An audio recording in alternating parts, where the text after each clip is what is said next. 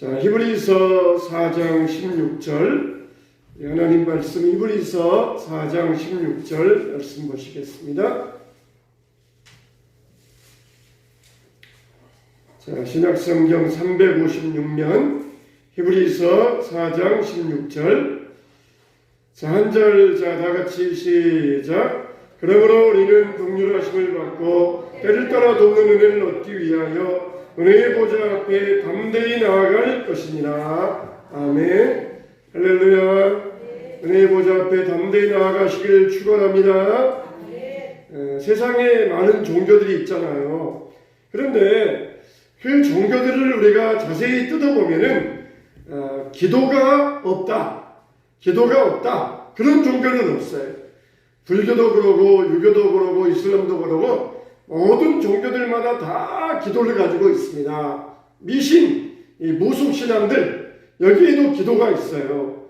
심지어 자기는 무교다, 자기는 무신론자다 그런 사람들도 정말 자기가 어렵고 힘든 일을 만날 때에 자기 힘으로 어찌할 수 없는 일을 만날 때에 기도를 하는 것을 우리가 알 수가 있어요.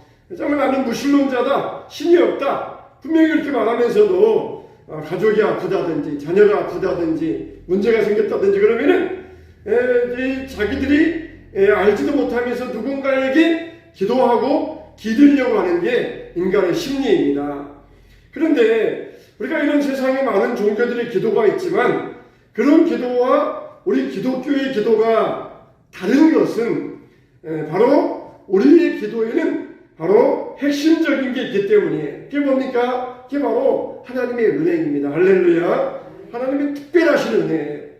우리 기도에는 뭐가 있다고? 하나님의 은혜가 있다는 거예요. 하나님의 특별하신 은혜가 있다는 것입니다. 그래서 우리의 기도는 세상 사람들이 생각하는 기도는 완전히 다릅니다. 세상 사람들의 기도, 다른 종교인들의 기도는 그저 막 자기가 원하는 것, 이걸 얻기 위하여서 수단으로서 기도를 사용합니다. 그러니까 세상 사람들에게 있어서 기도는 그냥 수단에 불과해요. 목적이 따로 있고 그것을 얻기 위한 차다리가 올라가는 차다리가 바로 기도라고 하는 수단입니다. 근데 우리에게는 바로 이 기도를 통하여서 하나님께 나아가는 이 은혜를 얻을 수 있다는 것이에요. 그러니까 이게 기도에 있어서 가장 중요한 핵심입니다. 세상 사람들은 자기가 원하는 것 얻기 위하여서 기도한다고 그러지만은 우리는 하나님께 나아가기 위한 목적을 가지고 기도하는 거예요. 그러니까 기도 자체가 우리에게 목적이에요. 하나님께 나아가는 길이 되는 것이니까 이게 우리에게 목적이 되는 것이에요. 그래서 오늘 말씀 보니까 우리가 은혜의 보좌 앞에 담대히 나아가자 그렇게 말씀하고 있잖아요. 어떻게 우리가 하나님의 은혜의 보좌 앞에 나아갈 수 있겠어요? 여러분, 하나님의 은혜의 보좌 앞에 나아가자 그랬는데 어떻게 나아갈 수 있어요? 그냥 내가 마음으로만 막 향한다고 해서 내가 은혜의 보좌 앞에 나아갈 수 있어요? 이거 바로 뭘 말씀하고 있어요? 기도를 말씀하고 있어요. 기도. 우리가 은혜의 보좌 앞에 나아가자. 그 방법은 뭐냐? 바로 기도가 하나님의 은혜의 보좌 앞에 나아갈 수 있는 방법이 된다는 것이에요. 그래서 하나님께 기도로 은혜의 보좌 앞에 나아가면은 너희에게 뭘 주신다고요? 따라서 합시다. 때를 따라 돕는 은혜. 할렐루야. 그걸 주신다는 것이에요. 그래서 우리가 기도할 때마다 하나님은 우리에게 뭘 주신다? 은혜를 주신다는 거예요. 은혜를 주신다. 기도로 하나님의 은혜의 보좌 앞에 딱 나아가면은 때를 따라 돕는 은혜. 기도할 때마다 우리에게 은혜를 주신다는 것이에요. 그래서 우리가 기도할 수 있는데 기도할 수 있게 된 것은 우리가 바로 예수님의 보혈 때문에 예수님의 보혈로 말미암아 우리는 기도할 수 있게 되었습니다. 이 은혜의 보좌 앞에 나아간다. 이걸 이 구약시대 사람들에게 말한다. 그러면 이들에게는 구약시대 사람들은 뭘 마음에 떠올리겠어요? 은혜의 보좌 앞에 나아간다 했을 때 구약시대 율법시대 사람들은 마음속에 뭘 떠올리겠어요? 그건 바로 성전의 지성소에 들어가는 것입니다. 성전도 성전 뜰이 있고 성소가 있고 지성소가 있어요. 근데 그 지성소는 어떤 곳입니까? 남자들은 성전 뜰까지만 들어와요. 여자들은 뜰 밖에 있어야 되고 성소에 들어오는 사람들은 제사장들이에요. 지성소에 들어오는 사람들은 대제사장입니다. 그것도 대제사장이 날마다 아무 때나 갈 수 있는 게 아니에요. 1년에 딱 한 번 대속죄일, 속죄일도 아니고 대속죄일, 1년에 한 번 딱 정해진 그 대속죄일에만 지성소에 1년에 한 번 딱 들어갈 수 있어요. 여자들은 저 밖에 있고 남자들은 성전들에 와 있고 제사장들은 성전에 와 있고 대제사장만 1년에 딱 한 번 들어갈 수 있는데 그 대제사장도 함부로 들어갈 수 있느냐? 그게 아니에요. 함부로 들어갔다면 큰일 납니다. 먼저 자기가 죄가 있는가 없는가 자기를 정말 아주 세심하게 살펴야 돼요. 하나님 앞에 내가 지은 죄가 있는가 없는가 살피고 그 다음에 짐승의 피로 자기를 정결하게 해야 돼요.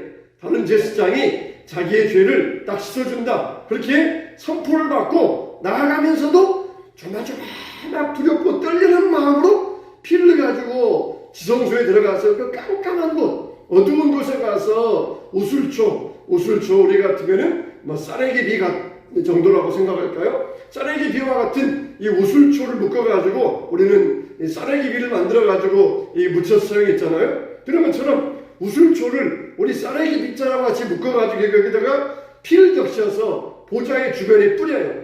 모든 백성의 죄를 용서해 주시고 이 피를 보시고 우리의 죄를 다 사해 주시옵소서. 그런데 만일 그런 과정 가운데서 제사장에게 숨겨진 죄가 있었다. 그러면은 하나님의 진노를 받아가지고 그 자리에서 죽고 맙니다. 그래서 지성소에 들어간 제사장이 죽어버리면은 밖에서 안 나오면은 밖에서도 역시 그냥 조마조마하게 기다리다가 안 나오면은 밖에서 이 줄로나 아니면은 갈고리로 꺼내야 돼요. 함부로 죽은 시체도 들어가서 못 꺼내니까 밖에서 갈고리나 아니면은 줄을 매달아가지고 들어가서 그걸 밖에서 끄집어내야 됩니다. 이렇게 제1지성소에 들어간다. 은혜의 보좌 앞에 나아간다. 이건 정말 율법시대, 구약시대 사람에게서 이건 정말 엄청난 이야기예요. 엄청난 이야기. 그건 남자들도 제사장들도 함부로 갈 수 없는 엄청난 이야기입니다. 그런데 우리들에게 있어서 신약시대 예수님께서 십자가에 죽어주심으로 예수님의 피뿌림을 우리가 받은 다음에 우리는 모두가 다 이제는 어떻게 한다고요? 담대히 은혜의 보좌 앞에 나아갈 수 있느니라. 그렇게 우리에게 말씀해 주셨다는 거예요. 얼마나 이게 놀라운 특권입니까? 이게 뭐라고요? 기도라는 거예요.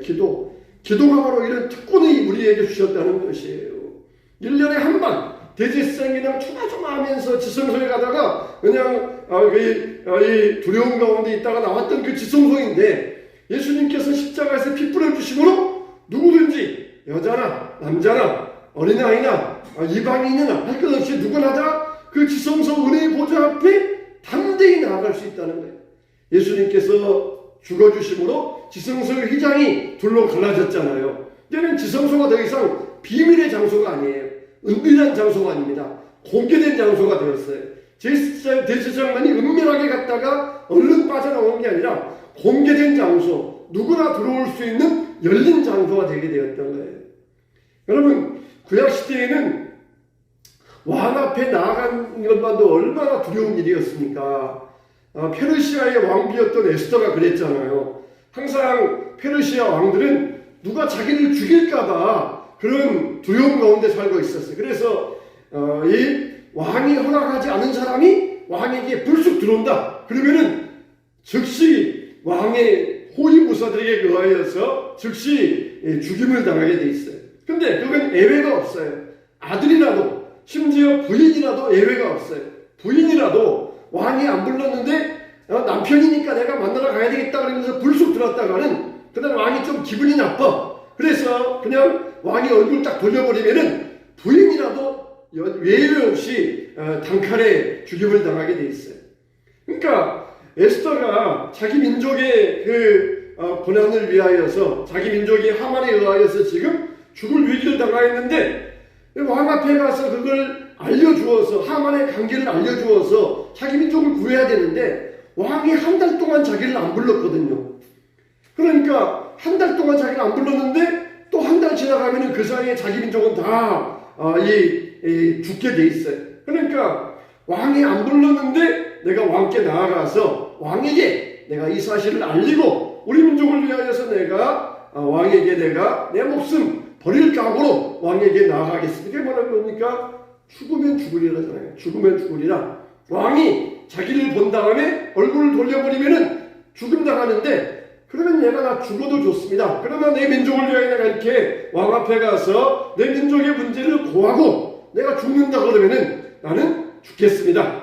그런 각오로 나가잖아요. 얼마나 요즘 같으면은 상상도 못할 일입니까? 아내가 남편에게 나가는데 그런 이 각오를 가지고 나가야 된다는 거예요. 구약 시대에 제사장들이 그랬어요. 하늘과 감히 하나님께 나가는데 우리는 하나님의 아버지잖아요. 하나님께 나아가는데 그냥 하나님 아버지께 불쑥 들어가가지고 하나님 아버지 내 문제 해결해 주세요. 그러면서 나올 수 있고 언제든지 갈 수 있는데 구약 시대에는 은혜의 보좌 앞에 지성소에 들어가기 위하여서 대제사장이 그렇게 조마조마하게 들어갔다 나왔다. 그런 것은 우리 생각으로는 참 상상하기 어려운 일이에요. 그런데 이 우리에게 은혜의 보좌 앞에 담대히 나아갈 수 있게 하여 주셨느니라. 그게 기도의 은혜. 기도가 세상 종교들처럼 우리가 원하는 것을 구하고 끝나는 것이냐? 아니다. 기도는 하나님의 은혜의 보좌 앞에 나아갈 수 있는 특권 있는 하나님의 놀라운 은혜다. 이걸 우리들에게 알려주고 있는 거예요.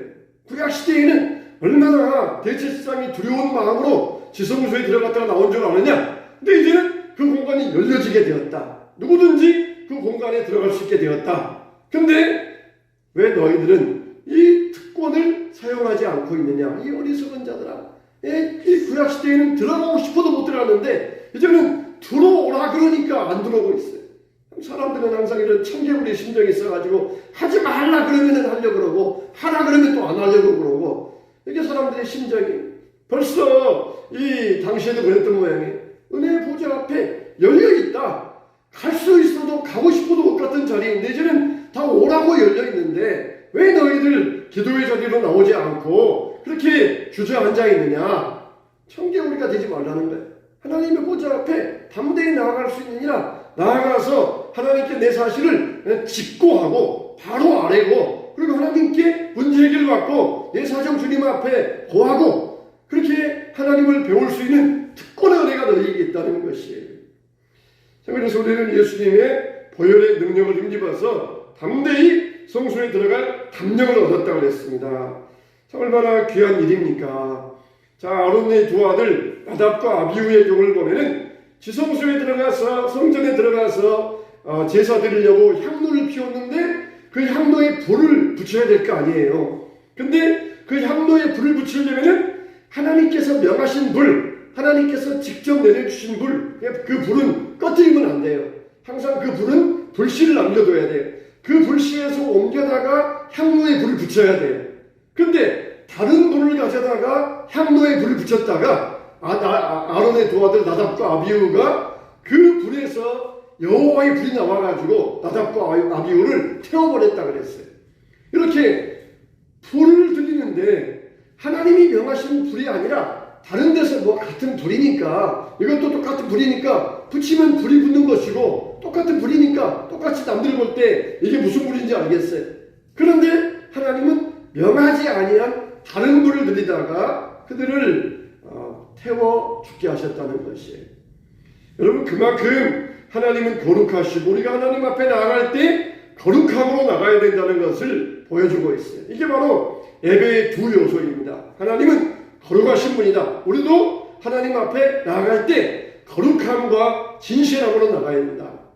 불 하나 갖다 붙이는데도 이 불이 아니라 다른 불을 들이다가 죽었다는 거예요.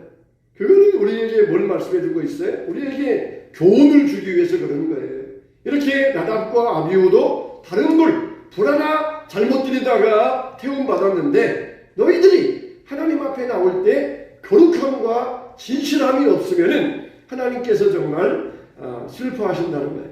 우리 예배에 정말 거룩함과 진실함으로 나아갈 수 있어야 된다는 것입니다. 오늘날은 예배를 너무 가볍게 여기는 경향이 있어요. 그래서 불신자들이 교회 왔을 때 예배를 이상하게 생각하지 아니하도록 그냥 콘서트처럼 예배를 드리자. 막 그냥 노래하고 그러다가 그냥 불쑥 설교자가 나와서 설교하고 그러면 여러분 축복합니다 하면서 끝내고 그냥 예배를 콘서트처럼 예배를 드리면은 불신자들이 교회 와도 뭐 노래하고 또 좋은 말씀 듣고 돌아가니까 예배에 대해서 거부감이 없다. 그러면서 예배를 축제처럼 드리자 그렇게 주장하는 경우가 있어요. 물론 그것도 뭐 나쁜 것만은 아니에요. 그러나 우리가 예배는 뭐라고 그랬어요? 예배는 하나님과 우리와의 수직적인 관계, 인간의 즐거움을 위하여서, 인간의 편리를 위하여서 드리는 게 예배가 아니에요. 그거는 뭐 강연이나 혹은 뭐 콘서트나 그건 될 수 있어도 예배라고는 할 수가 없어요. 하나님은 예배는 하나님께 드리는 거예요. 하나님은 거룩하신 분이고 우리가 하나님 앞에 나아갈 때 거룩함과 진실함으로 나아갈 수 있어야 돼요.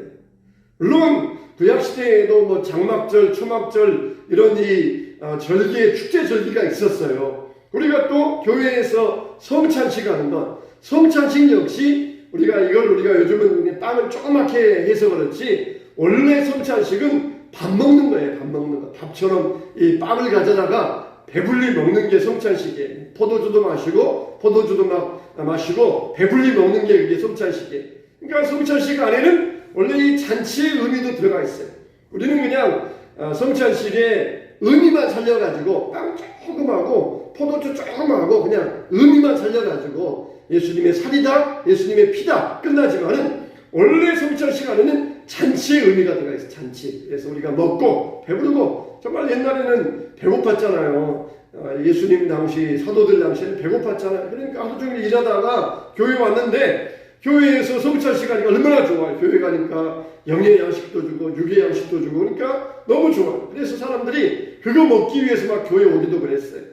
그러니까 이렇게 이 성찬 시간에는 이런 잔치의 의미도 들어있어요. 하지만은 예배의 본질은 뭐냐? 거룩하신 하나님 앞에 나아가서 진실함과 거룩함으로 주님 앞에 나아가는 거. 이게 바로 예배의 본질인 것이에요.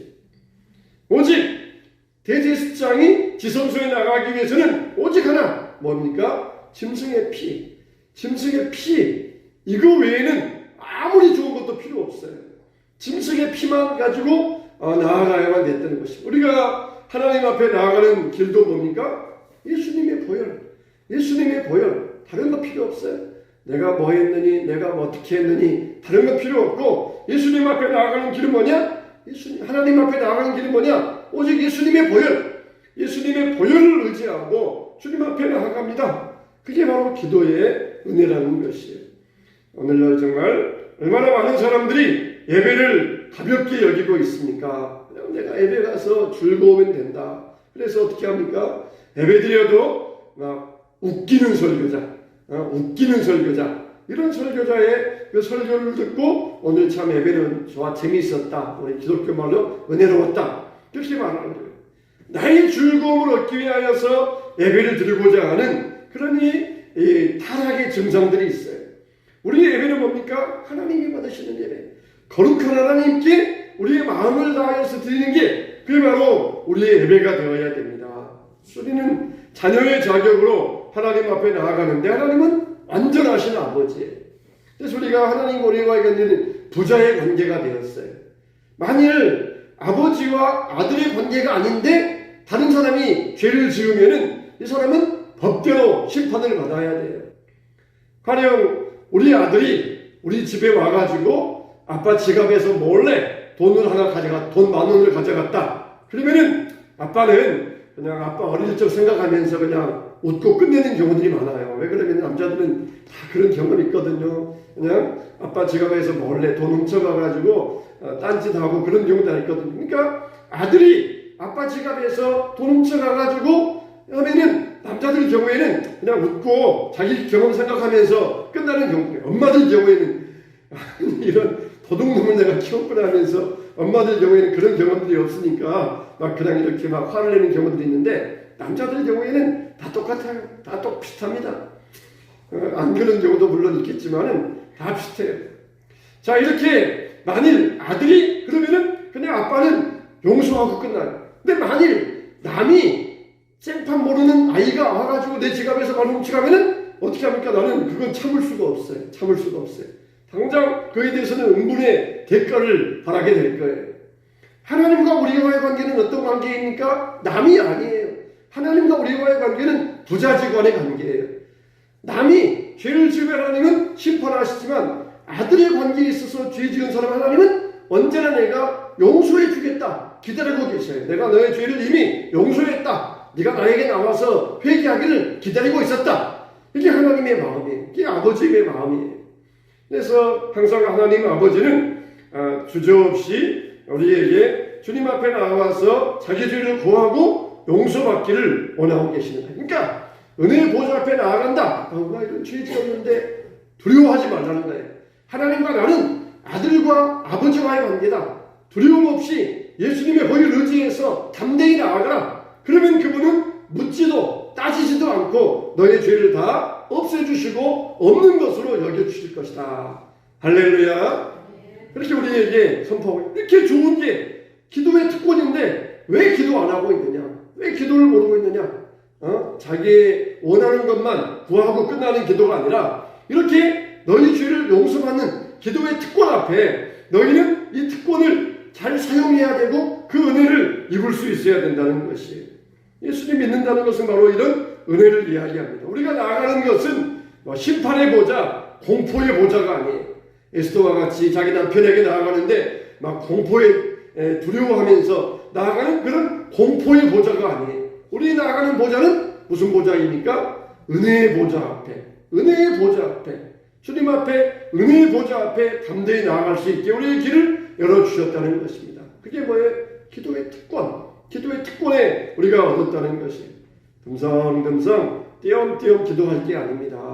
항상 구약에서는 상번제가 있어요. 상번제. 이거 뭡니까? 항상 드리는 번제, 매일마다 드리는 번제. 이 상번제가 우리 예배가 되어야 됩니다. 상번제. 제사장이 항상 상번제, 일상 가운데서 날마다 드리는 번제로서 하나님 앞에 올렸을 때 그게 하나님께서 기뻐하셨던 거예요. 우리의 예배 기도는 상번제가 되어야 됩니다. 띄엄띄엄 하다가 듬성듬성 하다가 하다 말다 하다가 그런 예배가 아니라, 기도가 아니라 항상 상번제와 같은 기도의 생활이 되어야 됩니다. 우리의 기도가 정말 상번제가 되시기를 축원합니다. 우리는 이런 은혜를 누리시기 바랍니다. 정말 기도 없는 삶은 하나님의 은혜를 누리지 못하는 삶이에요. 다른 종교와 다를 것 없는 형식적인 종교 생활이라고 할 수 있습니다. 그러므로 많이 기도해서 이 은혜를 누리시기를, 상번제의 은혜를 주님 앞에 올려드리시기를 주님의 이름으로 축원합니다.